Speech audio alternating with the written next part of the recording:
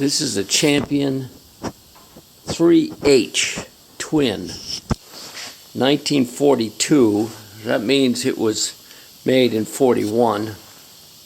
Probably came out in August of 41, which would have been the 42 model year, as most of the manufacturers used that method from the 20s all the way up until the 2007, I do believe, when they all agreed to not have model years.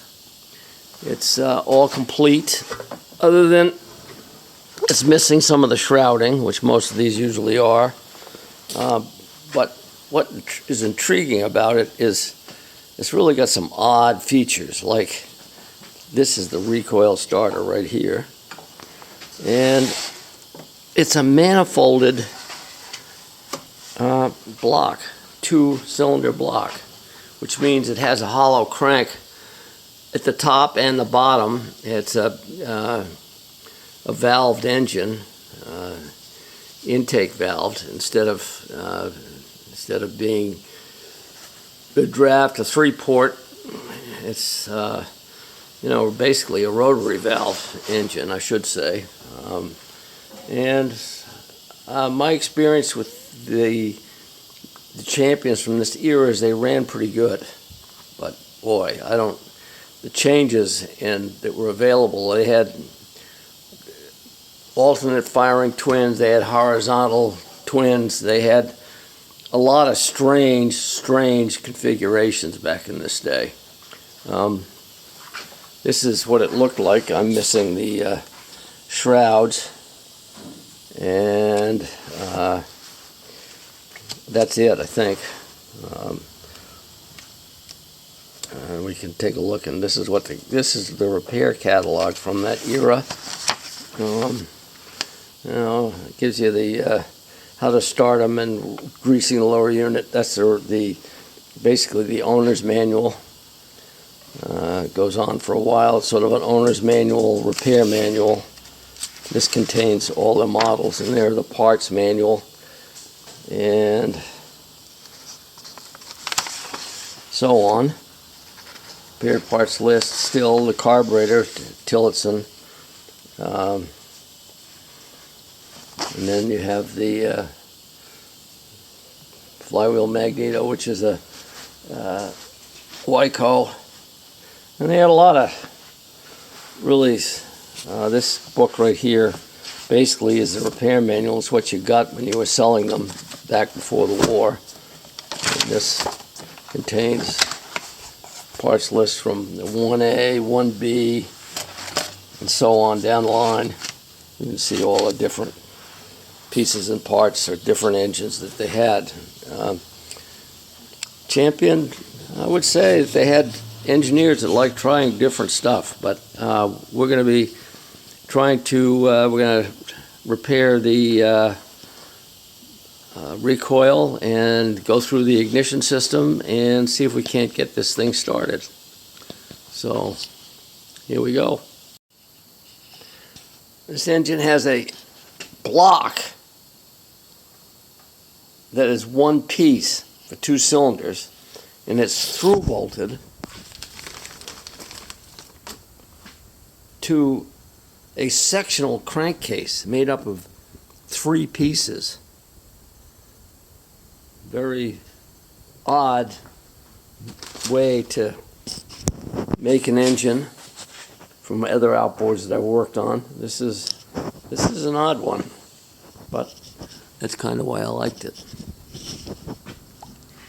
You can see the two intake ports. It's an alternate firing twin, but it's got one coil.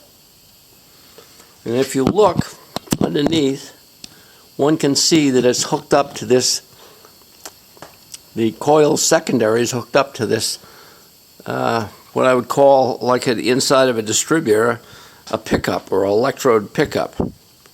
And the wires go to each one of these posts right here.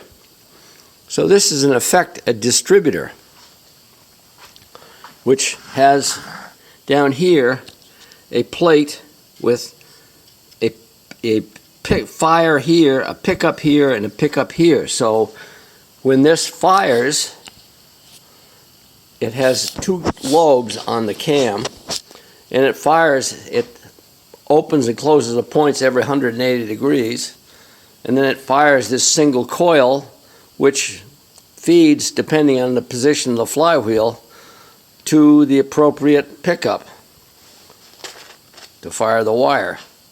Complicated? Crazy? Yeah. They finally decided on two coils, 2 points, 2 condensers.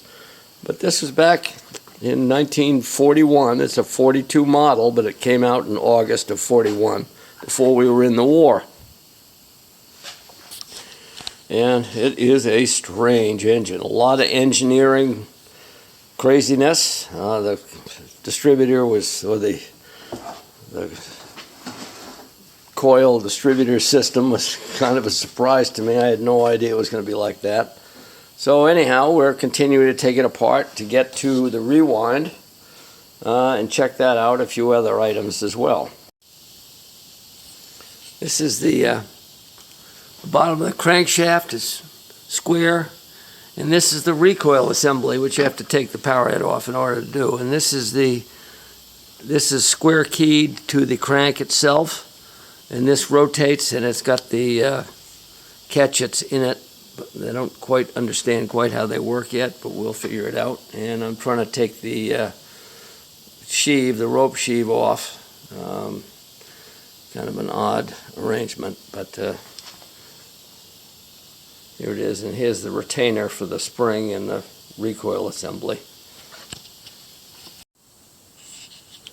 This is the split crankcase in detail. You can see the intake, and you can see the hollow crank, which is basically a valve induction, rotary valve.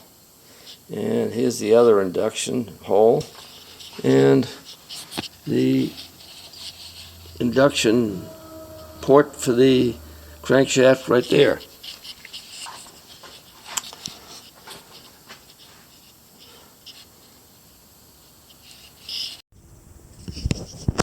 The Champion has a fairly standard midsection for the late 30s.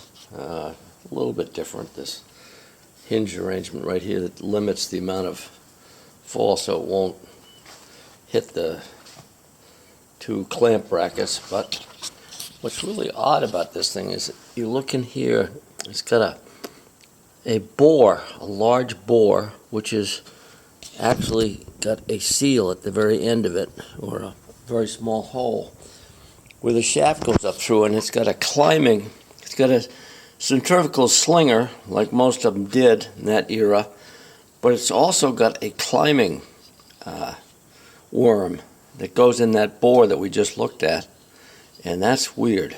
I've never seen anything like that before or since.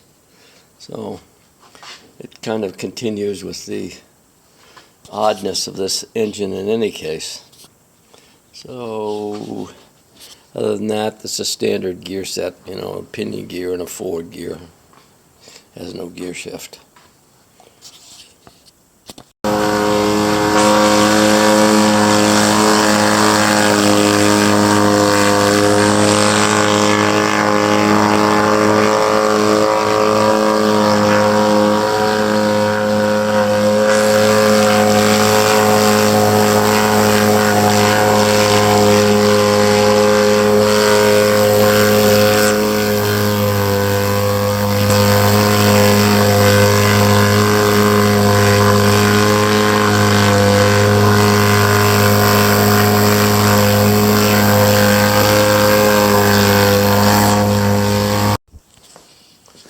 This is the Champion Model 3H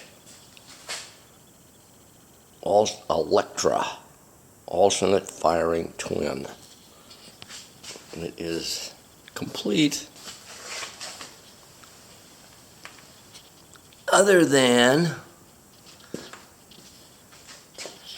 the shroud, which is just a piece of tin that went right around, all the way around, and another piece of tin which went over the alternate starting sheave. And the carburetor stuck right out the side, as you can see from the pictures, what it looked like. This one runs, I had it completely apart, made up of pieces and parts from other ones, but it is a complete Electra. And it starts and runs quite well. High speed, it vibrates a lot. It does run, and it runs fairly well in the medium speeds, but at high it's a lot of vibration. The rewind is underneath, really poor positioning.